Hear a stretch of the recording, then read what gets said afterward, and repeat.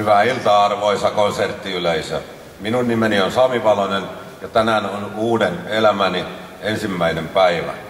Olen isä ja tuomiota istuva vanki ja vapaudun lopullisesti toukokuussa 2017. Sain loman Ojoisten avovankilasta tänään tämän tärkeän asian vuoksi.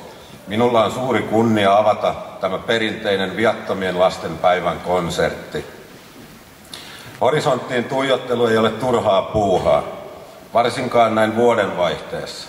Sen koukuttavaan luonteeseen liittyy tunne lopuista ja uusista aluista, jonkinlaisesta jatkuvasta liikkeestä, että tuolta sitä tultiin ja tässä sitä nyt ollaan.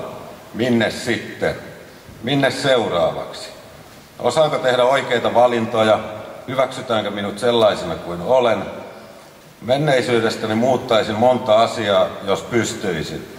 Tulevaisuuteni voin vielä itse vaikuttaa, niin kuin me kaikki. Täytyy uskaltaa pyytää apua ja olla heikko.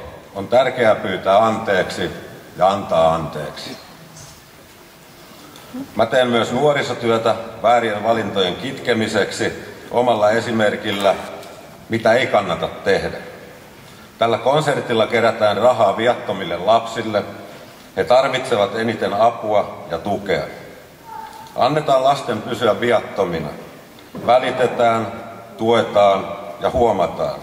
Ohjataan tarvittaessa oikeaan suuntaan. Ollaan läsnä. Myös me vangit osallistuimme pienellä keräyksellä hyväntekeväisyyteen. Pakottavien esteiden takia valitettavasti vain minä ja muutama pääsimme paikalle. Nämä rahat lahjoitetaan Pappafest ry:lle vankien nimissä.